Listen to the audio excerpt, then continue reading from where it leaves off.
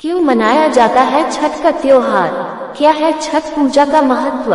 छठ का त्योहार पूरे देश में बड़ी ही धूमधाम से मनाया जाता है। आइए जाने छठ के पर्व में किस तरह से पूजन किया जाता है और इसका क्या महत्व है। सूर्य देव को समर्पित 4 दिवसीय हिंदू त्योहार शुरू हो चुका है।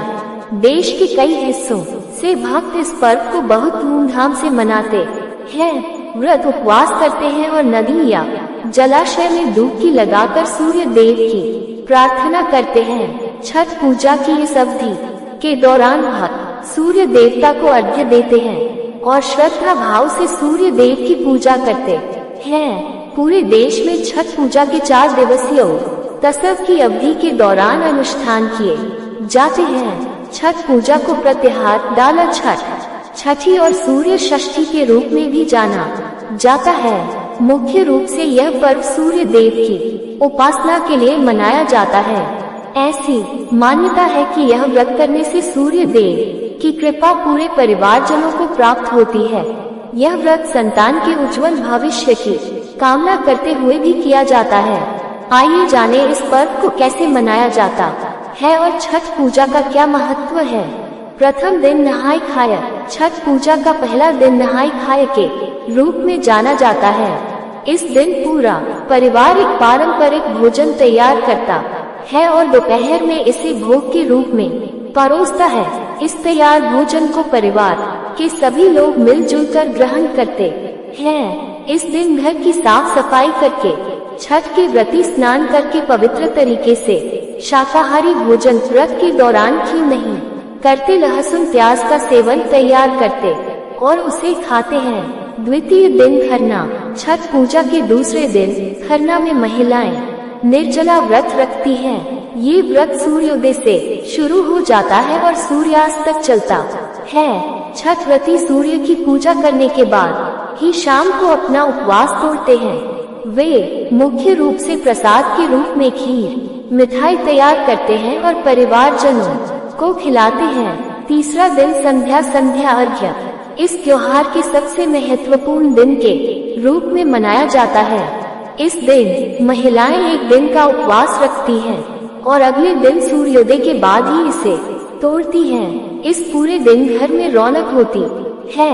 व्रत रखने वाले दिन भर दलिया और सूप में कई प्रकार के फल, ठेकुआ, चावल का लड्डू आदि लेकर संध्या काल में बहते हुए पानी जैसे तालाब, नदी में खड़े होकर सूर्य की पूजा करते हैं और परिवार के सभी सदस्य मिलकर सूर्य को अर्घ्य देते हैं। चौथे दिन सुबह का अर्घ्य उत्सव चौथे और अंतिम दिन समाप्त होता है जब भक्त उषा अर्घ्य यानी उगते सूरज की प्रार्थना करते हैं। माना जाता है कि उषा सूर्य देव की पत्नी है।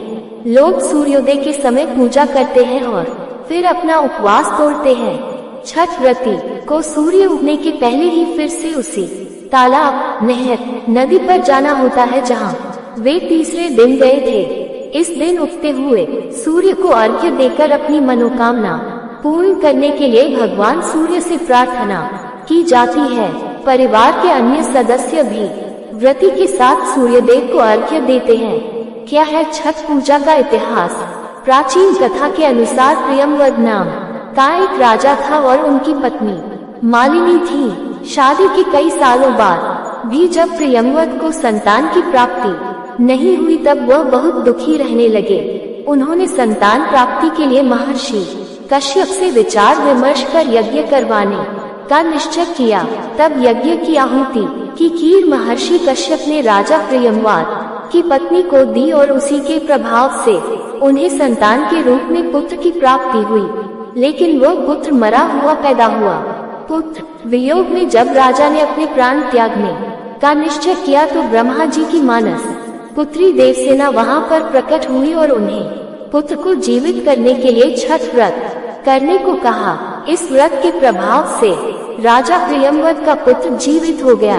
तब से छठ पूजा बड़ी ही धूमधाम से पूरे देश में मनाई जाती है। बताया जाता है कि यही छठी माता है और सृष्टि की मूल प्रवृत्ति के छठे अंश से उत्पन्न होने की वजह से इन्हें छठी मैया कहकर पुकारा जाता है। घर की सुख समृद्धि और छठ माता का आशीर्वाद पाने के लिए छठ पूजा में न करें ये गलतियाँ। अगर आप छठ पूजा करते हैं तो आपके इस दौरान कुछ बातों का विशेष ध्यान रखना चाहिए और कुछ गलतियों से बचना चाहिए। नंबर 1, घर को गंदा रखना। घर को साफ रखना वैसे भी जरूरी होता है, लेकिन मुख्य रूप से छठ पूजा के दौरान गंदगी रखने से आपको छठ पूजा का पूर्ण फल नहीं मिलता है और मनोकामनाओं को पूर्ति भी नहीं होती है। इसलिए जहाँ तक संभव हो इस दौरान घर की साफ सफाई का खास ध्यान रखें, जिससे छठ माता की कृपा दृष्टि बनी रहे। घर को साफ रखना वैसे भी जरूरी होता है, लेकिन मुख्य रूप से छठ पूजा के दौरान गंदगी रखने से आपको छठ पूजा का पूर्ण फल नहीं मिलता है और मनोकामनाओं को पूर्ति भी नहीं होती है। इसलिए जहाँ तक संभव हो इस दौरान घर की साफ सफाई का खास ध्यान रखें, जिससे छठ माता की कृपा दृष्टि बनी रहे। नंबर 2, तामसिक भोजन करना। लोग छठ पूजा के दौरान भी तामसिक भोजन जैसे लहसुन, प्याज और मांस मदिरा का सेवन करते हैं, जो घर के लिए अच्छा नहीं होता है। यदि घर में कोई भी छठ पूजा करता हो तो किसी भी सदस्य को भूलकर भी तामसिक भोजन नहीं करना चाहिए। खासतौर पर इस 4 दिनों के त्योहार में मांस मदिरा के सेवन से बचना चाहिए। ऐसा न करने से छठ माता नाराज हो सकती हैं। नंबर 3, बच्चों को पूजा से दूर रखें। छठ पूजा के दौरान साफ सफाई बहुत जरूरी है, इसलिए बच्चों को पूजा की सामग्री छूने से बचना चाहिए। छठ पूजा के दौरान बच्चों को दूर रखना ही बेहतर है, जिससे कोई अशुद्धता न हो और पूजा का पूर्ण फल मिल सके। नंबर 4, कलह कलेश से रहिए दूर। छठ पूजा के दौरान कभी भी किसी प्रकार का लड़ाई झगड़ा नहीं करना चाहिए। ऐसी मान्यता है कि लड़ाई झगड़े और कलेश कलेश से घर में अशांति फैलती है और छठ माता नाराज हो जाती है, जिससे घर की सुख समृद्धि दूर हो सकती है। इस दौरान व्रती को किसी भी तरह की नकारात्मकता से दूर रहना चाहिए और किसी की बुराई करने से भी बचना चाहिए। किसी से भी अपशब्द का इस्तेमाल करने से बचना चाहिए। नंबर 5, चारपाई या बिस्तर पर न सोए। छठ पूजा के दौरान मुख्य रूप से व्रती महिलाओं को बिस्तर पर सोने से बचना चाहिए। ऐसा माना जाता है कि पूरे 4 दिन जमीन पर सोने से छठ पूजा का पूर्ण फल मिलता है और घर की शांति बनी रहती है।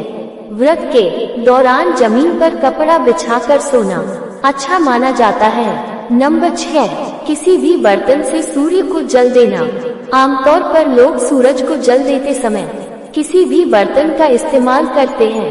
ऐसा करना ठीक नहीं माना जाता है, क्योंकि किसी भी अशुद्ध बर्तन से सूरज को जल देने से छठ माता की कृपा दृष्टि नहीं प्राप्त होती है।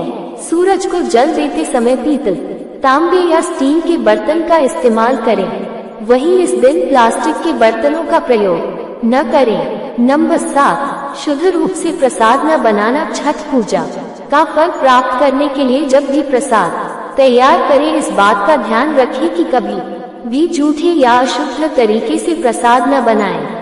प्रसाद बनाते समय पूर्ण शुद्धता का ध्यान रखें। सफाई और शुद्धता न रखने पर सही फल प्राप्त नहीं होते हैं। छठ पूजा के दौरान यहाँ बताएं इन सभी गलतियों को करने से बचें, जिससे छठ माता की कृपा मिलने के साथ पूजा का पूर्ण फल भी मिल सके। वीडियो पसंद आए तो वीडियो को लाइक, शेयर और चैनल को सब्सक्राइब करना ना भूलें। जय श्री हैंड्स।